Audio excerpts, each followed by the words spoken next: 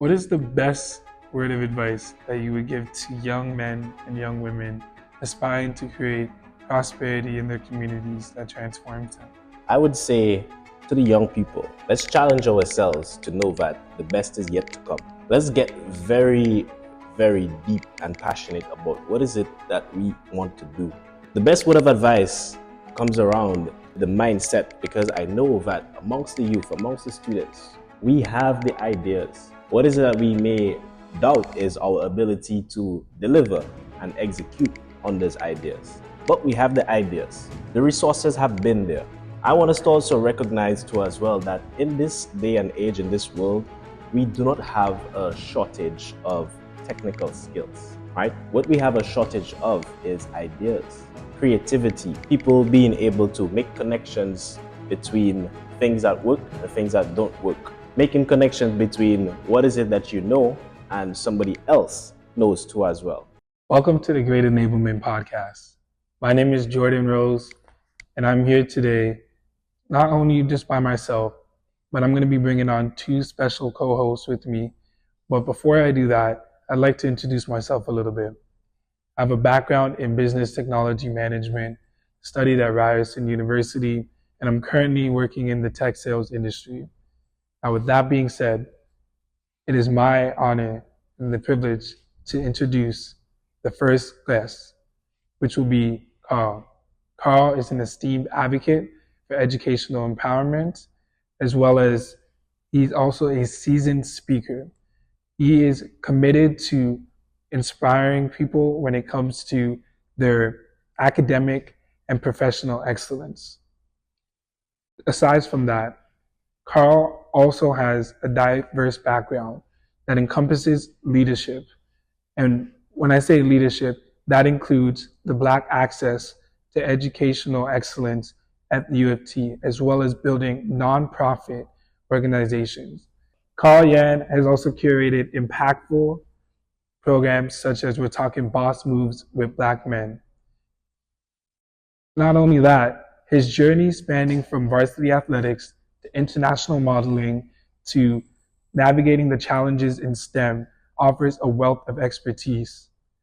Recognized with the U.S. President's Award, it is my honor to bring on Karl-Yann, whose experiences just extend beyond the fascinating realms of tech and AI. My brother, it's nice to see you. Nice to see you, man. Nice to see you. The next guest that we have today that will be on this podcast is Kyle. Kyle is a multi-hyphenated and also dedicated to empowering students in maximizing their academic journeys. Not only that, he also assists nonprofits in also inspiring and implementing creative ways to boost their online creativity and their online presence. Now, in addition to that, Kyle also holds a degree in the Digital Enterprise Management at the University of Toronto. And from that, he's also spearheaded award-winning student clubs, established mentorship programs amongst his peers, and last but not least, earned multiple leadership accolades. Currently, Kyle is pursuing a Master of Information degree at the University of Toronto as well. And he is currently working in his own digital marketing agency that he works with nonprofits for. And lastly, Kyle also is a mentor to Black high school students in Toronto. Now, Kyle, it's a pleasure for you to join us. Thank you. Thank you. Pleasure to be here. Pleasure to be here. So, what I want to start off with today is getting into what we're going to be talking about. And one of the first things that I want to talk about for today on this podcast, The Great Enablement. If you haven't already, please make sure that you subscribe and you like this video and you share for any insights that you gather from this moving forward. What does enablement mean to you? And in what ways have you enabled others, or have you given back, or do you intend to give back? All right, so to me, when I think about enablement, I want us to picture this, right? me, the process of enabling somebody is to open doors for somebody, give them tools, give them techniques or methodologies for them to reach a specific goal or opportunity. Now, in terms of how I've been able to do that in the past, the best way for me to tell you about, the impact that I've been able to have on various communities is to start with what we're doing now. So right now we're building Edentity, which is a multifaceted company whose goal is to help young and seasoned professionals showcase the depth of their expertise and build their brands, right? Now, the approach that we take to this, we take a holistic approach where we offer online presence makeovers. So this is everything related to the digital aspect of your personal brand. We also offer workshops to university students all across Canada. So these workshops are just intended to help you improve your image as a whole. So this includes your appearance, behavior, and communication, but also strategies for you to maximize your opportunities after graduating and also develop yourself further. And then to top it off, we have 2 shows now with Edentity. We have Great Enablement, which you're now tuned into, where we hope to and we aim to highlight various career paths and a lot of professionals who've excelled at the highest levels while building their own path. The second show is called Diaspora Talks. Now, this is more so for the Caribbeans and African students or even professionals who have moved from their country of origin and who have been able to build long-lasting impacts in the communities that have welcomed them or even back home. Now, I just told you briefly about what we're doing right now, but looking back at the different ways in which I've been able to not only develop myself, but impact communities, it really started with volunteerism, right? I've done over 200 hours of volunteerism before even, leading my own initiatives, right? Now, the power of volunteerism really lays in that you're able to first go into various organizations and dissect and analyze how these organizations have been able to create or impact their communities. So you're able to understand logistics, operations, how they put their mission forward, and how they're able to motivate and recruit people to contribute to a certain movement. That's really where the power of volunteerism lays. And I've honestly benefited from that widely before even launching my own initiatives. Now, after volunteering, in high school extensively, as you know, a lot of North American kids need to do over 40 hours, I believe. Yeah. It's 40. A lot of them are actually dreading it, but so it's great that you said that you did 200. Yeah. So that puts things into perspective, right? Because I personally, when I moved back to the United States, I was about 15 years old, and I didn't know much about the programs of what was required and how many hours you had to do. I just did it, and I fell in love with that power and the opportunity that they offer for you to grow through volunteerism, right? So I took that, as I mentioned, analyzed how things work, and I tried to tie it to my own understanding of what giving back means to me, right? So I launched Books for Africa. Books for Africa is a student-led book drive, and we collected about 1,000 school supplies and textbooks, and I was able to collaborate with the Embassy of Ivory Coast and ship them to various rural areas out there. So I'm gonna pause here for a second. How did you get in touch with the Embassy of Ivory Coast? Because there's a lot of students will sometimes just set up a lemonade stand or mow someone's lawn or something like that, and think small. So at a young age of 15, 16, how are you able to think so big to reach out to the embassy? That's a great point. So for me, the key thing to leading an initiative or to even bringing people towards your idea and making sure that they want to support is being able to put yourself out there, right? I was knocking on a lot of doors, professors, administrators, and seeing if there's any interest in my idea and if they'd like to help. But again, you have to be relentless and you have to be bold, right? That's what we really preach to the students. That's what I preach to my fellow friends as well. So the first step is once you're able to paint that picture of what impact you want to have, make sure you're able to convey that smoothly, properly, and see how people can help you, right? So in my case, I remember I reached out to one of the administrators. Her name was Chantal, amazing woman, right? And she was able to connect me with the Embassy of Ivory Coast, and she said, it's funny that you're doing this because I'm also interested in doing something similar. So let's collaborate, right? And just like that, I was able to position dozens of boxes across the school and collect over 1,000 books and then facilitate that shipment process because I was connected with the Embassy of Ivory Coast in Washington, D.C. And then they were able to to deliver that, right, in Kokomu, which is a village in Ivory Coast, right? And just like that, the impact was made. Well, no, that's big because you know it's not until we get into post secondary when people start pushing the idea of you got to put yourself out there, you got to network, you got to connect with others. It's not about what you know, it's about who you know. So you already got a little bit of a taste of that in secondary school before you even got to that next step. Kyle, can you relate to this in any shape or form? In what ways have you been able to give back, or what ways do you intend on giving back in the future? Phenomenal. So when I think about enablement, I like to think about that the definition where enablement is the process by which you made someone or people able to do something, right? So two things usually come to my mind, where number one is I must maintain myself as a good example, because I know that people are always looking. Right? The second thing is that I know that within people's domain of expertise, I can help them to excel at the highest level. I can help them to do great things within that realm. So when it comes towards enablement, that's what I think about. And I actually think back to one of the very first initiatives that I unconsciously created. So this takes me back to the age of 8, max 9 years old. 9. Right?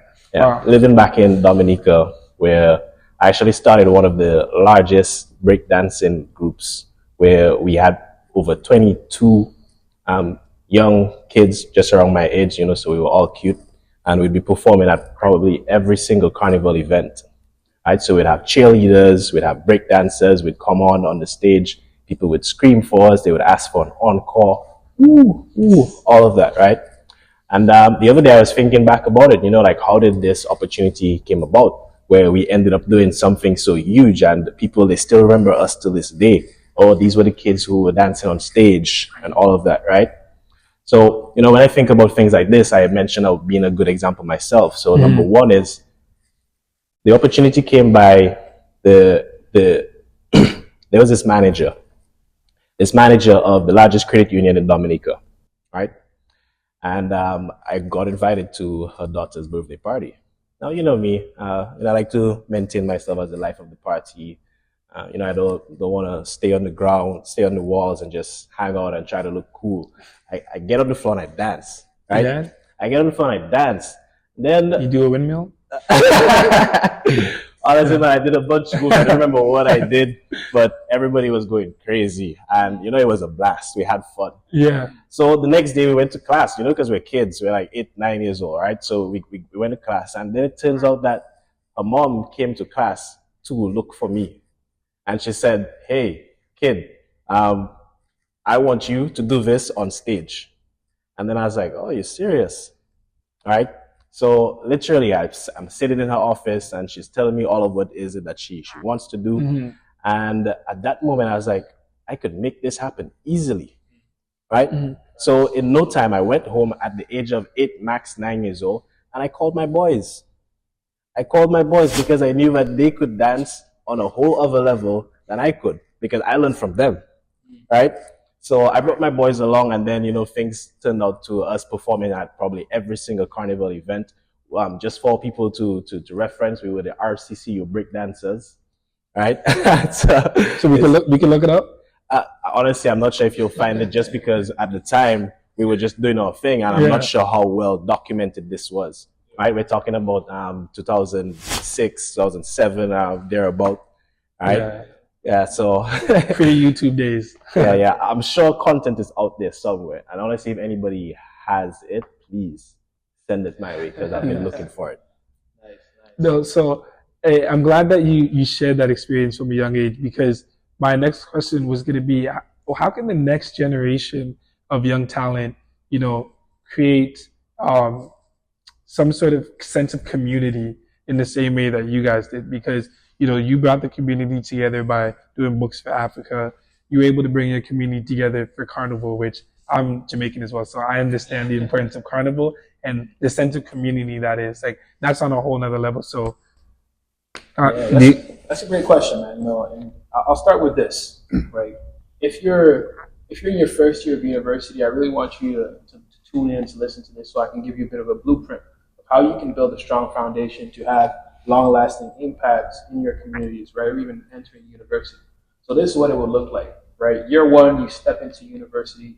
Your main goal should be creating a solid foundation, right? The best way to do this on an academic standpoint is to connect with your professors, right? Get to know the faculty, go to those office hours, really, try to understand the depth of what they're doing, what they've been able to accomplish, and who they could refer you to, right? The second step would be for you to find a solid study group, right? This inevitably will allow you to poke loopholes in your learning process and consolidating your knowledge as a whole. So that's for the academic standpoint. On the extracurricular standpoint, the first step for you would be to create LinkedIn, right? This social network will allow you to find like-minded professionals, potentially identify careers that you want to dive into, and also start building, again, your professional network with the peers that you have around you, right? So that's the first step. And then the next step when it comes to your extracurriculars is to join clubs, right? Explore your interests. There's no, commitment really. It's just going out there, seeing where your interests lie and move forward with that, right? The second step, which is year two, right? You're in year two, you have an idea of what you like. So now it's about consolidating that knowledge, consolidating that expertise, and really crushing it, right? On the academic standpoint, you know what you have to do. You learn from the professors, you have the systems in place, right? So right now it's all about understanding how you can take your grades to the next level, right? On an extracurricular standpoint, be bold, right?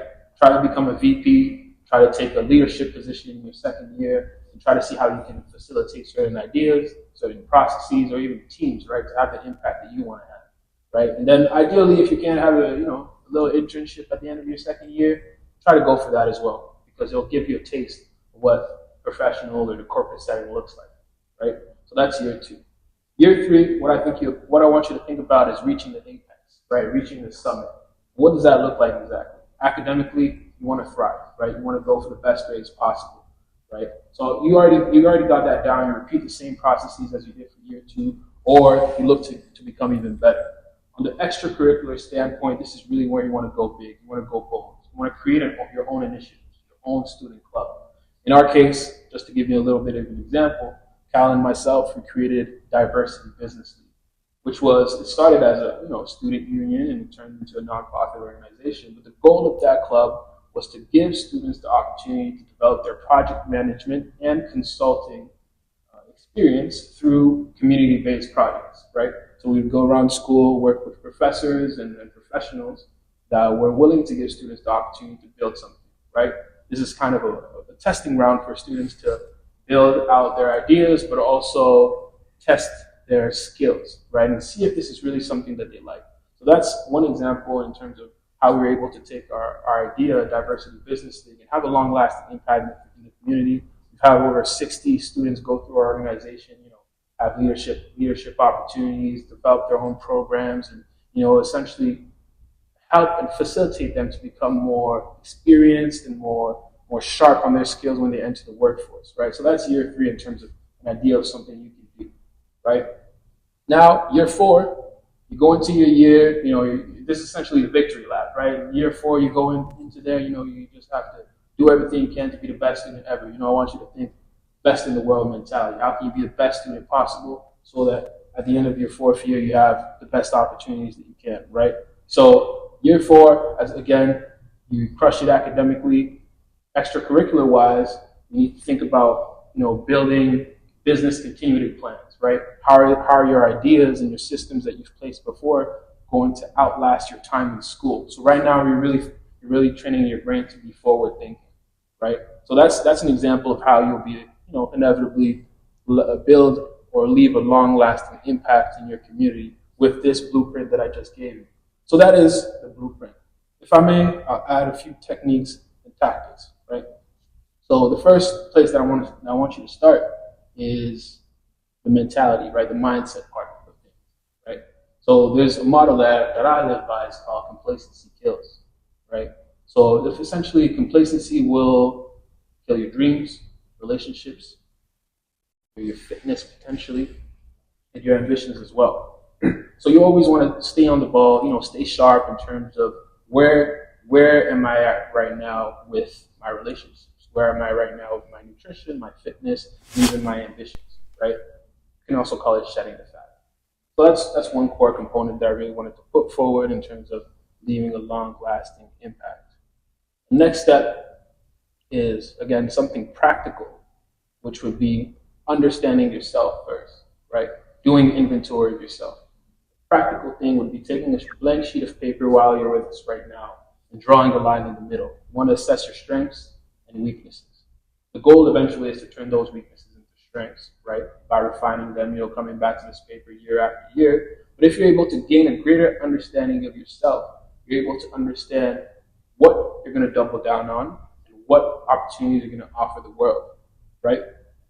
And then the last piece that I really want to mention, as after doing this, inventory of yourself and understanding what value you can undeniably give to the world, you want to think about how you can align your profession, vocation, mission, and sense of purpose to give a greater understanding of yourself. And that is called the Ikigai, the Japanese practice, right?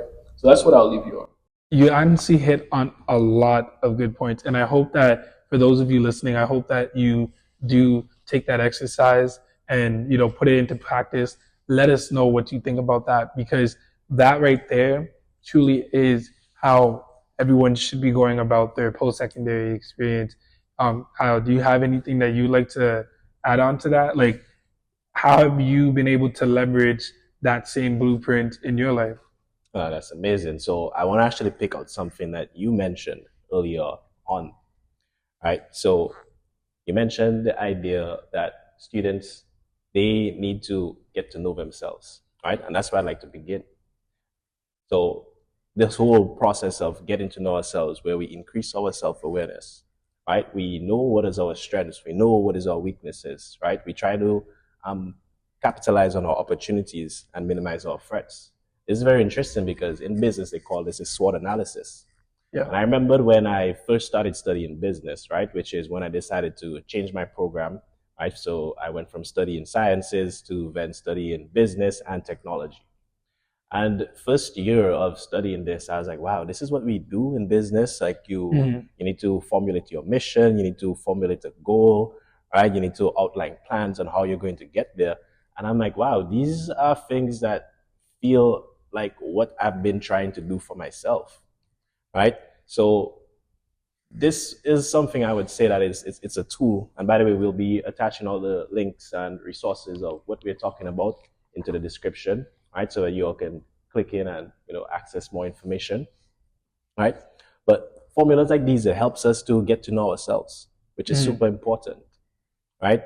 Now, in terms of the blueprint, right? I know we're speaking to the student community, and students, one of the things that they have top of their mind is how are they going to excel? How are they going to maintain the GPA? How are they going to maintain good grades? Right? How are they going to ensure that they don't disappoint their parents, their guardians, right? Their family members, right? Which is super noble, right? This is by no means something bad. That this should be at the top of your mind. You want to ensure that you are an outstanding individual for yourself, for your family, right? And your community. So one thing I would say is start off by ensuring that whatever it is that you're pursuing, educational, you are highly interested in it. And it also gives you money-making skills. I say this because at the end of the day, why is it that we go to school? Why is it that we look for a job, right? We do that in order to make money, right? That's the primary objective of it. Fulfillment comes after. So now let's talk about fulfillment. Now we want to choose the money-making skills that we can get from school from our interests, right? So we want to use our interests to help us navigate and decide, all right, what program am I going to? Am I going to go into, right? What student clubs am I going to join, right? And then we can follow year by year the blueprint that Karl just laid out. So then you know what is it that you're going to do year by year. Now, throughout every single year, right, there's one thing that you have in common, where every year you have to do your final grades, your final assignments, right? Your final grades, they all come out. And this is one of the things that is on everybody's mind. In my case, I would not have been able to receive all the leadership awards if my academics were not on point. So I developed what I called a formula for success so that I always get straight A's. And you can always check it out in detail on LinkedIn, right? I have a post about this. But it starts off by, first of all, if you're in a program where you are highly interested in this, you want to ensure that every single assignment you get clear on it with your professor. Your professor is the one who's crafting the assignment. They are deciding what is it that they want you to give them, right? Therefore, it makes sense that you pick their mind. You pick their mind to get a deep understanding of what is it that they are looking for, right? This also helps you to network because now you're talking to the professor. You're also expressing more interest. So, once that is done and you're clear on your assignments, you want to then, go ahead and start doing some research, right? Start talking to people that you may need to speak to, right? Start drafting out your ideas to create an outline so you can, basically have something there tangible. And then we can recognize how our subconscious mind works. Recognize that how the subconscious mind works, where we don't do it all in one go, right? There's a creative process where we start and then afterwards we take a break and continue. So therefore, we want to understand this is what is happening in the background and leverage it to our highest potential. So if you want to make sure that I submit an A assignment, then you're going to take that draft that you had and you're going to take it up a notch because you would have spoken to your professor and they would have told you exactly what you need to do. And you can creatively decide that I'm going to blow it out of the park. I'm going to creatively decide that whatever they ask for, I'll take it up a notch again. And it goes back to one of the success principles that Napoleon Hill has preached. And he said that we want to always go above and beyond. Always go the extra mile, right? And this goes back to what you mentioned, Carl. Complacency kills. It kills, right? If everybody is doing the exact same thing, the standard, how are we innovating? How are we going to grow? Yeah. Right? So this would be my message for folks. Like what I was going to add was, that right there just made me think of this quote that says, greatness isn't for those, like greatness isn't for the chosen, greatness is for the few who chose. Oh man, that's powerful right there. Yeah. So it goes back to being intentional. Right? You want to be intentional about everything, every single thing you do. Right? Things won't happen by happenstance. It could, but what if you can maximize your opportunities of doing that? Right? By making the right choices. Actually, intentionality goes a long way. Right. So understand yourself, write your vision and make it plain so that he who sees it can run to it. Even though it's tarry, it may take a long time, surely it'll come at a point in time. That's what's up. So stick to it, be consistent, stay disciplined, and the best will come, surely. What is the best word of advice that you would give to young men and young women aspiring to create prosperity in their communities that transforms them? Wow, I have words, not just a word. But to answer the question of what would I tell to the younger people that are aspiring to do more in life, I would say to the young people, let's challenge ourselves. Let's challenge ourselves to know that the best is yet to come. Let's get very, very deep and passionate about what is it that we want to do, right? And pursue it relentlessly. The best word of advice comes around the mindset, because I know that amongst the youth, amongst the students, we have the ideas, right? What is it that we may doubt is our ability to deliver and execute on those ideas. But we have the ideas. The resources have been there. I want us to also recognize too as well that in this day and age, in this world, we do not have a shortage of technical skills, right? What we have a shortage of is ideas, creativity, people being able to make connections between things that work and things that don't work. Making connections between what is it that you know and somebody else knows too as well, right? So keep this in mind, the youth, that the best jobs have yet to be done. The best work have yet to be started. The biggest houses have yet to be built. Keep that mindset. And if you ever feel diminished, if you ever feel defeated, Just take a look at nature. Try to count the amount of grains of sand there is, and you will see that there is abundance. Try not to focus too much on what is that you lack, because this could be all that you see, right? So this is what I say to the people, so that you can always see the bright side, see the upside, see every single challenge as an opportunity. When you have that sort of mindset, then it allows you to overcome any and every single challenge that you will get. You must get these challenges. They are a result of you pursuing great things. There is no way to pursue and achieve greatness without overcoming challenges, right? So this is where it goes back to my initial point, where we want to make sure that we have this mindset to pursue things relentlessly. And we know that the best work is yet to be done. The best is truly yet to come. And therefore, we can tap into our greatest potential and unleash it. Now, you said something there. You said something more specifically that stood out to me, and that was around the, not focusing on what it is that you lack, and focus on the abundance. And it reminded me of a conversation that I was having with Carl offline about the unfair advantage. So, like in regards to our conversation, speaking of tapping into your unfair advantage, how do you think that can help young men and women create prosperity and transform their communities? Definitely. So just to, go back forward a bit about how I was telling you that you need to have a greater understanding of yourself, right? And this will help you inevitably have a long-lasting impact in your community. Once you're able to pinpoint what your unfair advantage is, you will be able to link that in terms of how you're going to create a long-lasting impact by leveraging what you have right now. So the best way for me to answer this question about how are you going to have that type of impact, or what is my word of advice for younger folks in terms of how they can create long-lasting impact, the thing that I'll pinpoint on is leverage, right?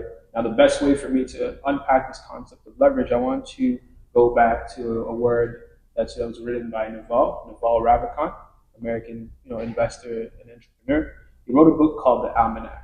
And in this book, he breaks down leverage in 4 parts. The first part being media, then code, labor, and capital. And out of those 4, you want to think about what you have right now. You may have capital, you may have labor, you may have code, and you may have media. Right now, what we're doing media. We're leveraging media to spread a message. We're leveraging media to educate. We're leveraging media to enable folks to reach their highest potential, right? So that's really what I want to give to the audience in terms of how they can think about what is their unfair advantage, how they can leverage that to maximize the impact and output that they have across the world. So what I wanted to know is, in what ways do you feel that media is, helping and acting as a detriment to young folks in the community? And the reason why I picked out media out of all these things is because, media has been the thing that everyone says is what's programming us. It's what's, shaping our mind and basically shaping the next generation. So how do you feel that the media is either helping or being a detriment? I'll start off with the detriment piece. All right, to answer that question of how media is helping and how the media is also not helping. And we could also just even translate media to technology, give it the umbrella that it really is, because media falls under technology. So very interestingly, this Canadian philosopher, author, professor, and he does many great things, Marshall McLuhan, he wrote extensively about this, right? Where there's on one end what we call technological determinism, and there's what they call socio-technological determinism, right? So the difference between the two is when you look at technological determinism, right? This is technology driving the way in which we as human beings in societies, we progress. On the other hand, when we look at socio-technological determinism, we then start to see how we are shaping technology. Now, throughout his writings, there's one thing that he said that we should be thinking about in terms of technology, right? We should be thinking of technology in the lens where it is an extension of ourselves. Mm-hmm. It's an extension of ourselves where it gives us power and it gives us speed with the things that we do, right? So take, for example, what is it that we're doing? we have microphones hooked up to our chests. And the reason why we're doing this is to amplify our voice, right? We have a lot of production that is going to go behind this take that we're doing, right? Because we want to ensure that we can distribute this across the world, right? So this is us thinking of how can we take our ideas, right, and extend it across the world whilst using technology. So this would be my advice, to think of, how can we use technology towards casting out our vision and ensuring that it is felt. Now, on the other hand, we do have to recognize the detriment that technology it could bring, right? And I see this every day. I see this every day where a lot of people, a lot of us, and this happens to me too as well, we end up being glued to our devices, right? We are really plugged in. We may have some mindless moments where we're scrolling and we are not realizing how much time is going by, right? So this has an effect on our body and our mind, where it inhibits our ability to think, right? Which is deadly, because if you are not thinking for yourself, then you are being programmed to think a certain way, right? So we need to actually be very careful of the kind of media that we are consuming. I actually learned a lot from Karl in that regards, where he would hear me complaining about how social media is so toxic these days, like I don't find anything constructive. And he actually walked me through how I could clean out my feeds to ensure that I only receive the content that I want, right? So for example, I wanted to receive more content about health and fitness, right? I wanted to learn more about how to learn and do better in school, right? So he actually walked me through that process to see how can I use the media towards my benefit, right? Towards helping me do what it is that I'm doing. So, it's that detrimental side where we do have to recognize that it could in some way take over our minds, right? But with increased awareness, we could recognize that, hey, we have control over this, right? It is there for our good, right? And therefore, we can use it. We are the ones who tell the technology to do what to do. Actually, I say this a lot to my students, right? I always tell my students this, that what I actually get paid to do from my clients is to think. My clients, they pay me to think. And I need to recognize that there may be times when technology could inhibit my ability to think. And this is the same thing that happens to my clients too as well, right?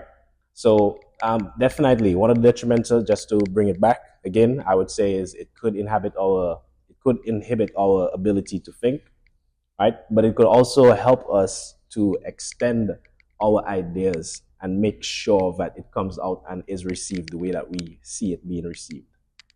I'll actually jump on that right away. So for the media impact that it has on the community and young folks in general, is I want you guys to be more intentional about the usage of technology, right?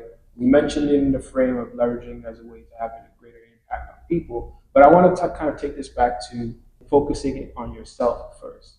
You want to understand your interaction with technology and the impact that it has in terms of how it represents you in the world, right? We talk about digital footprints, which are essentially breadcrumbs of data that track back to your usage of the internet. And this also applies in terms of maybe 10 years ago, what types of pictures you posted, what types of content you put out. And those are things that you want to essentially frame and have in your mind to understand how you're interacting with media, how you're interacting with technology, and how you're putting yourself out there in a way that it may represent you 10, 15, 20 years down the road, right? So that's the intentionality piece. But it also ties in with the next piece that I'll tell you about, which is image consulting, right?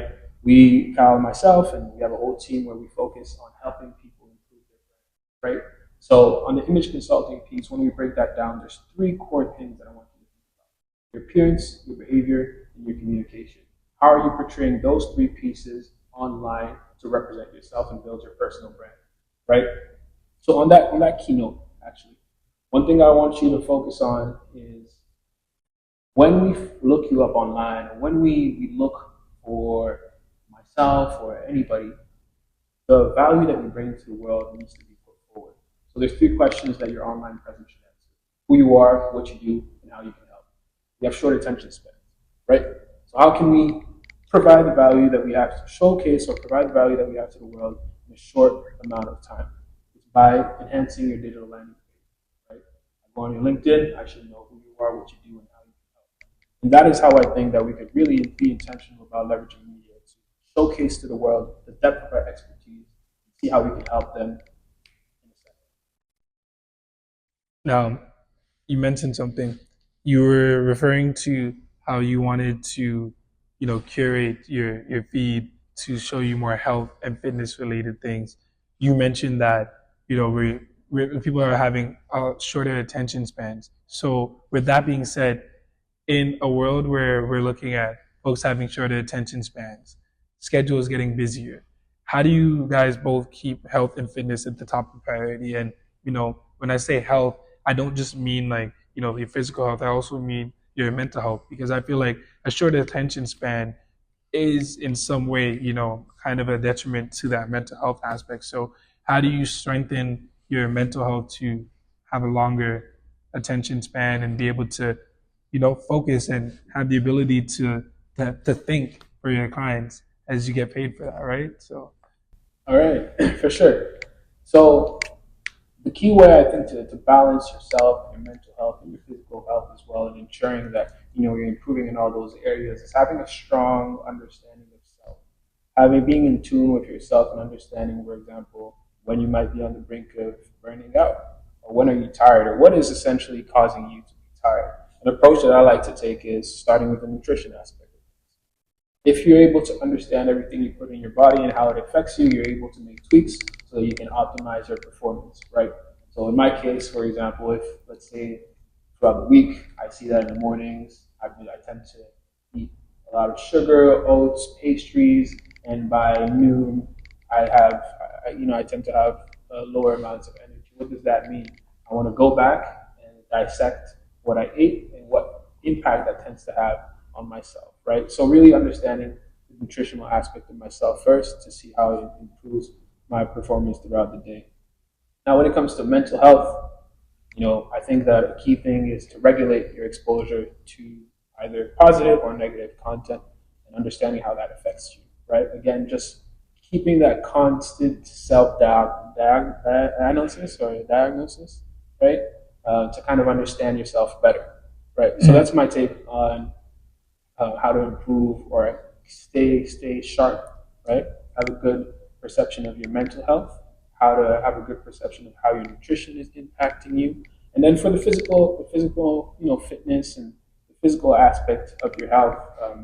I think the key thing for me is approaching fitness as a testing ground for your personal development, right? So in my case, I have a long-standing career, I would say, in athletics, right? I was a varsity athlete, and before that, I used to compete internationally as well. So my relationships to sports is really seeing how I can sharpen my discipline, right? Keep being on point with the values or the practices that I told myself I would do. How am I able to maintain that, right? Or even how can I test myself and push my limits to make sure that I'm always sharp, and how that eventually translates into my professional career or my everyday life, right?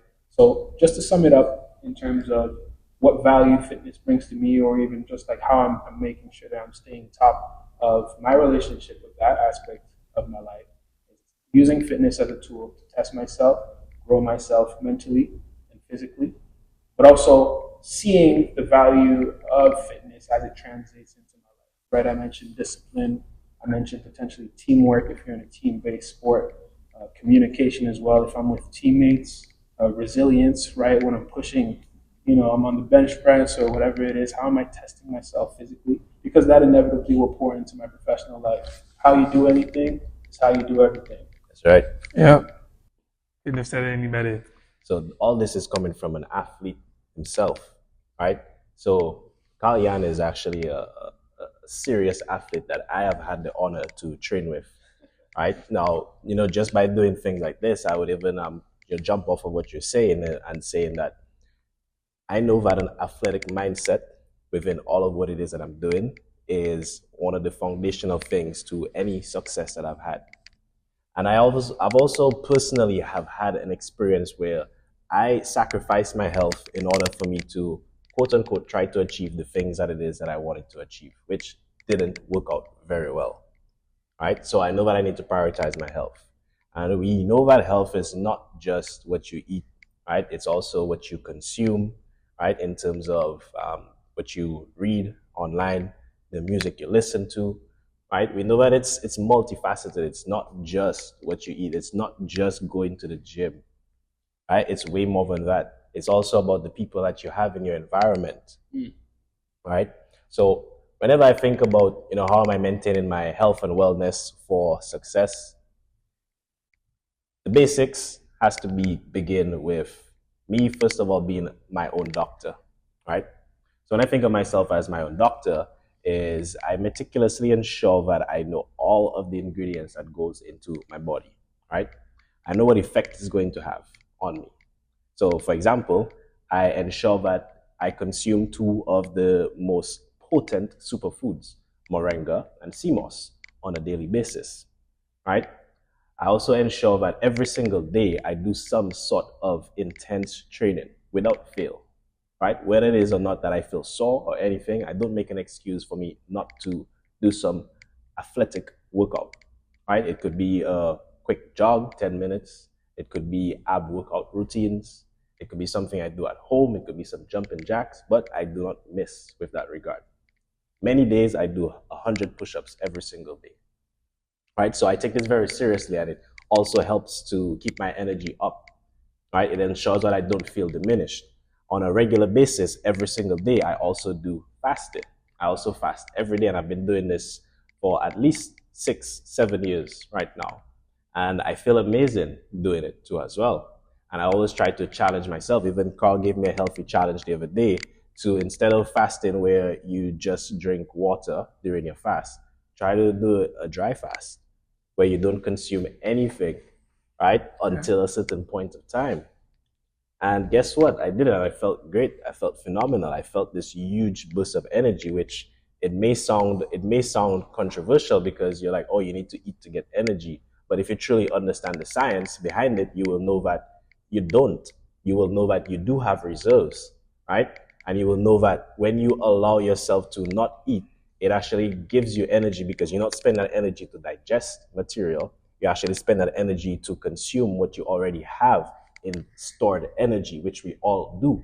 We all have that stored amount of energy, right? So, I talk a lot about the physical aspect with health, and that is because, all right, that is because I have a background in science, and I was very passionate to try to become a doctor.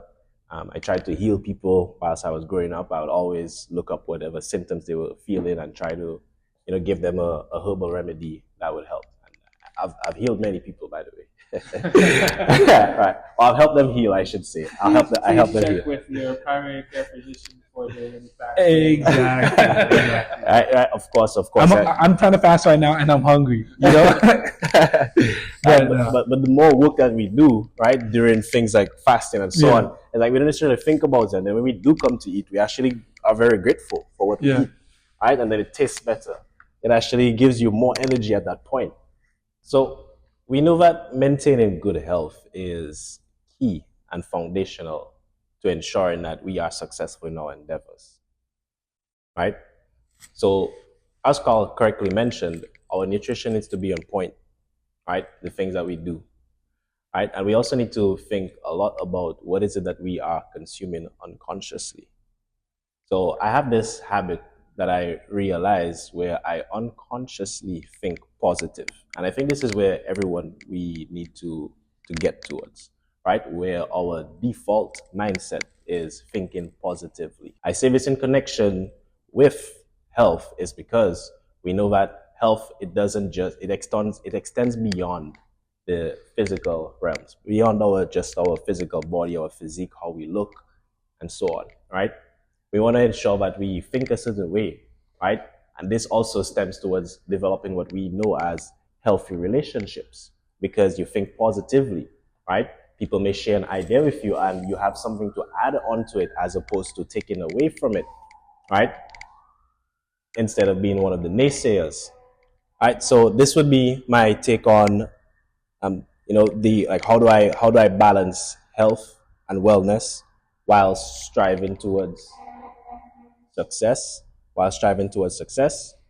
and yeah, I'm very, very mindful about what I put inside my body. Very mindful about the way it is that I think, right, and how I relate with other people too as well, which all contributes towards my health. The last thing I would say too as well is it actually helps when we are very organized. We create some systems to be organized, where we create systems such as having your meal plans for the week.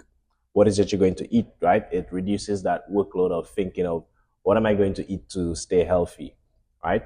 You also have systems where you know how much workout you need to get done every week, and you could have different types of workout, right? Like, so for example, on my side, for 3 weeks straight, I'll ensure that I have intense workouts weeks, and then there'll be 1 week where I don't go as intense, because what I'm doing in that week is yoga, stretching, Pilates, right? Things that helps me to repair those inner muscle tissues that are going to help me to become stronger for that next round, that next month of intense workout, right? So systems like these will definitely help us to maintain our health, and it's super important, because without health, then how are we going to do great things if we're sick and trying to get better? No, that is very true. And in addition to health, something that I think is also important is, nurturing that creative side. It's a little bit of like an extension of, keeping that mental health in check. But my question to you, Carl, is how do you nurture that creative side to you? It's inevitable that, as we, like, when we're children, we're creative, we have a lot of ideas, and we're constantly growing with creativity. But as we get older, get into the workforce, go through post-secondary, this, that, the third, that creativity falls to the wayside. So how do you nurture that in this day and age?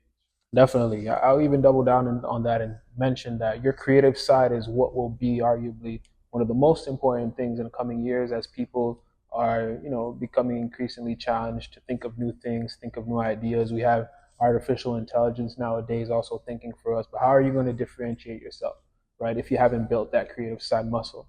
So in my case, I'm an international fashion model. I've been doing this for about half a decade.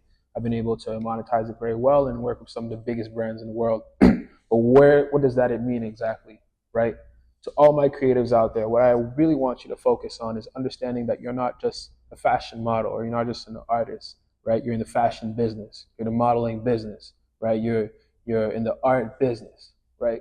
Because you need to understand that when you look at, the Jay-Z's, Beyonce's, the Drakes of the world, you need to understand how are they able to maintain their career over time and achieve that type of longevity, right? It's because they leverage their business acumen, right? So they understood that they were in the music business, and they positioned themselves in a way that they would be able to outlast their time, right? Yes, perfecting their art is one part of it, but how are they able to stay relevant over time, right? So in my case specifically, right, I've been able to perfect the craft, but I've also understood the business of it, right? I've understood how to leverage those relationships, how to position myself in a way that, okay, well, I'll have access to high opportunities or high quality deals, right? So how am I able to nurture that and stay consistent on that practice is by still modeling to this day, right? I'm able to find some gigs here and there. I'm able to pose, or sometimes I take it even offline outside of the realm of shoots and campaigns and catalogs and magazines, and I take a professional camera with my friends and I go around the city, take some pictures, just again to sharpen my skill here, right? Yes, I find fun and joy in it, but I also understand that I need to keep on refining my poses, for example, right? How am I able to take shots at this angle? How am I able to diversify my skill set to be able to work with anybody across the world, right? So that's how I nurture my creative side. Fashion modeling is an outlet for me, but there's also other outlets. For example, writing poems, right? Writing poems. I love writing rhymes and being a lyricist for poetry, and understanding how, for example, I can connect through art all my lived experiences in life, and put them to pen and paper. That again will outlast me because I'm able to pass it on to my siblings, pass it on to my family, and share the art and the beauty of life that I experience, right? Yeah, no, that right there is the perfect way to really lay it all out. And it's something that you said that you're not just a model, you're not just an artist. There's a business involved in it. So I'm not saying that this is a side hustle, but when I think about that, it almost becomes like a side hustle when you look at it like that, because it's not just a creative outlet anymore. It's also a business that you can pour into. Now, Kyle, I know that you have your own experiences in side hustles. So how important is it to have a side hustle, and how do you go about maintaining and growing your own side hustle alongside being in school currently? It is absolutely important for everyone to have a business. I believe that, first of all, we should actually be thinking of ourselves as a business. And Jay-Z actually once said this, where he said that I'm not a businessman, I'm a business man. Right? But the Bars, okay. right now, the idea behind it is that you think of yourself as a business, right? You know that you are multifaceted. It's very difficult for somebody to just only do one thing, right? When they are made to do so many things. And we know that if you think of yourself as a business, number one, big businesses, they are doing well because they provide value to people, right? So therefore, if you think of yourself as a business, you adopt sort of that business mindset, then you know for sure that you're always exchanging value to people and you are getting your rewards, right? So on my side, I would say this for students in terms of how to get into side hustles or get into entrepreneurship.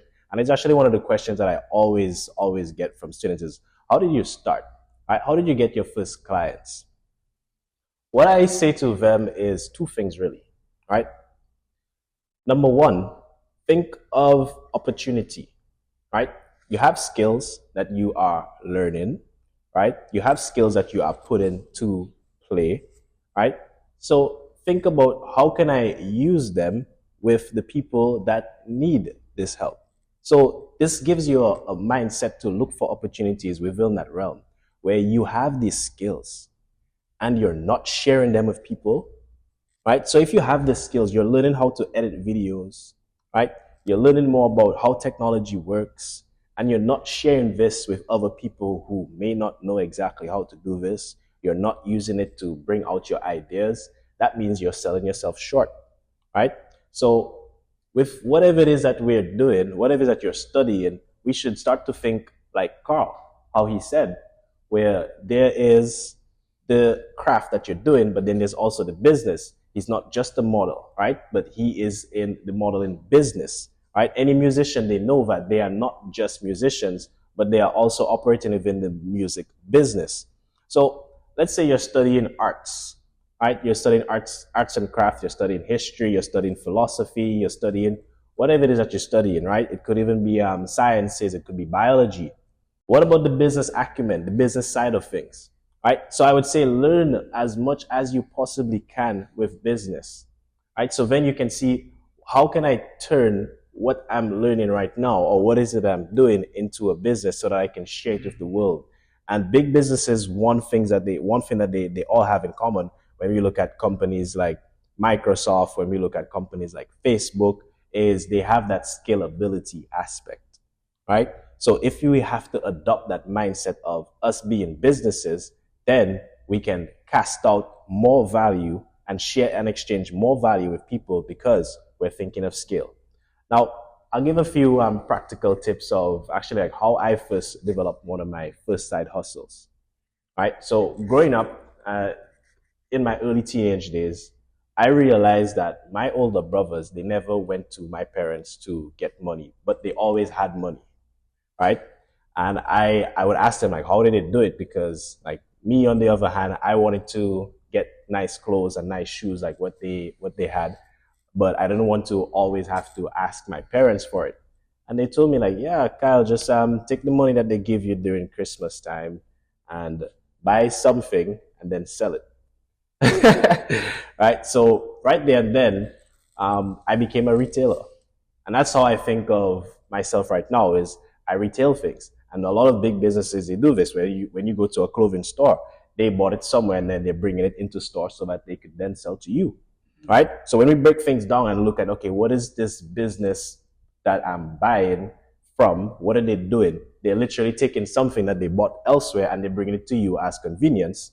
And this is what you are paying for, right? So if we have to have that mindset, this is the same mindset that I use when, so basically I would take some of the monies that I got from Christmas, and I would call my uncle and tell him, like, hey, uncle, my uncle is in New York, right? I lived in Dominica. I know that people in Dominica, they like to always have the latest devices, the latest phones, clothes, shoes, right? So as a result, I would buy smartphones. I remember bringing down a large amount of Samsung Galaxy S3 minis. I remember them very clearly, right? And I brought down the white versions, because previously you would find the black versions. So I brought the white ones because it would be a differentiator, right? And I sold it to many people. I sold it to many people at a price slightly below what the market was selling it as, right? So you can take advantage of that and then sell more. Exactly, right? And then this would be the same money that I would use then now to buy more things, right? Buy more phones, right? Buy a few more clothes, right? And then I could sell them, right? So it's that whole arbitrage process where I'm taking something that I'm getting somewhere else at a lower cost, and then I'm selling it somewhere else, right? And it also goes back to what you mentioned earlier, Carl, where you talked about the unfair advantage, right? So I know that I had this unfair advantage of having an uncle in New York that I could order things to, and he would put these things into the barrel, right, where he would ship it down. If you're Caribbean or if you're African descent, you know about the barrel. Yeah. The barrel has a lot of hidden gems in it. Yeah, a lot of hidden gems. That's how we would get any new thing into the Caribbean, right? That's how we get it on island, right? You need to have someone sending your barrels, right? Some family member sending your barrels from overseas, right? So this was one of the unfair advantages that I made use of, right? Towards creating one of the side hustles, right? Until this day, I still think of this mindset, right? Where I think of, okay, how can I take my skills and help people, right? And then I do a lot of volunteering. And from volunteering, I know that I will continuously share more of who I am, more of my capabilities. And guess what this translates into? Oh, hey, Kyle, can you do this work for me? Right? And then I get paid. Yeah. Right? So again, right? Also, I always look for opportunity. I always look to see how can I bring my skills to help other people. Right? And then I'm also always thinking about scale. And this is exactly what we're doing right now, where we're doubling down on all of our strengths, right? So then we can scale, and then you will see how big we grow, because we are very intentional about how we're doing what we're doing. I like that you said that, because this reminds me of what you guys said in the beginning of the episode. So we were talking about, what ways you guys give back to the community and what ways you guys plan on giving back to the community in the future. And you mentioned it again. And what I am more curious to know right now is, what ways were you both enabled? Who enabled you? Who was the one that was giving to you? And, like, besides the obvious being your parents, what mentor or volunteer organization was the one that enabled you guys to, become the men that you are today? That's a great question. And I think it's a question that requires a lot of introspection as well, right? As you develop yourself, you think about the values that you were passed on, obviously, from your parents, right? They talk about primary socialization, right? Where, in your early ages, you're able to be acquainted and get a lot of values from your parents. But then again, you have your secondary socialization, whereas the second part of your life, when you go after 10 years of age and above, where you're, learning from your friends, your peers, and then into adulthood as well, right? Which, really contributes to your development. So in my case, when I think about the countless people who have enabled me, I want to first thank the communities, right? The communities that welcomed me when I traveled across the world, whether it be in France, in Togo, Nigeria, the United States, or even here, Canada, right? Each and every community that welcomed me contributed to my development and enabled me to tap into various skill sets, right? Whether it be intercultural or interpersonal skills, cross-cultural skills, being able to understand each and every individual, their cultures, their languages. And in turn, for example, I was able to become what they call a polyglot, right? speak 4 to 5 languages, right? So that's an example of how I've been enabled through my travel experiences, and communities just welcoming me in their environment, right? The second point that I'll say is understanding that faculty, or that enablement process that happens when you're welcomed into communities, and being more intentional about what you're being exposed to. In my case, it was mentorship, right? Working in different organizations, or just doing internships, volunteering in different sectors. You're able to be exposed to colleagues, mentors, professionals that are more experienced than you, and understand how you can have a sit down with them and learn as much as possible, so that will contribute and accelerate your development overall, right? So if there's one thing really that I want people to think about, is how are they being intentional with the people they have around them, whether that be in a professional setting, or whether that be in everyday life, right? And when I think about the people that enable me, there is family, there is friends, but there's also mentors, right? And those are the people that I aspire to be like. They pass me on values, key lessons, and ultimately accelerating my learning. Wow, that's phenomenal, man. On my side, I would have to say that it's very difficult to pinpoint exactly who are specific, although who are specific individuals that have enabled me, because many come to mind, right? And I'll take a similar approach to Carl, where I will start from the community, I'll start from the environment, I'll start with my family, right? So I feel like I was very privileged and fortunate to grow up in Dominica, where it's very community-based, very family-oriented scene, where I would learn a lot from the older folks, right? So I have a lot of uncles that I would sit down and talk with, and they would give me insights from their experience, right? So the older generation have always been some of the people that I constantly go to anytime I have issues. Now, this I think this might be one of the differentiators that I have with myself, because my friends, they usually come to me for advice and just to talk and so on, but I tend to go towards the older folks, and I didn't realize this until recently, that usually anytime I end up into a tough situation or something, I tend to gravitate towards the older people, and the type of feedback, the type of advice I get, it is amazing. I think the word I can get for it is just pure wisdom. And I think this is one thing that age comes with, right? So I give a lot of glory to the people that came before us, right? I think about my community, growing up in Dominica, a country where it is considered a developing country. And we are fortunate because we get to work with limited resources. I say that this is fortunate because you get to work with limited resources is because of my experience working with limited resources. I could come to Canada and realize that a lot of things that I may have lacked back there, I have here in abundance, right? And therefore I can use it when there have been many other people who have been here all of their lives and not recognize that these are things that they could use to their potential, right? So, I give thanks for that community aspect. I give thanks to my parents, obviously, for ensuring that myself and my siblings, we grew up with this hard work ethic, right?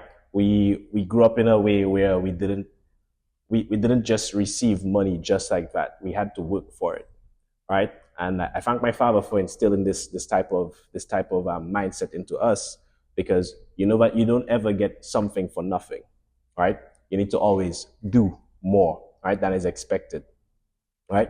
So in terms of the people that would help, definitely the community, definitely my family, the older people. And along the way, there has always been one of these, I call them my aunties, I call them my uncles, and so on. We may not have a direct relation, right? But it could also be like professors. Like, I have to give a shout out to people like Rhonda McEwen, right? Principal of Victoria College, right? Who has gave me so much game in such few short meetings, right?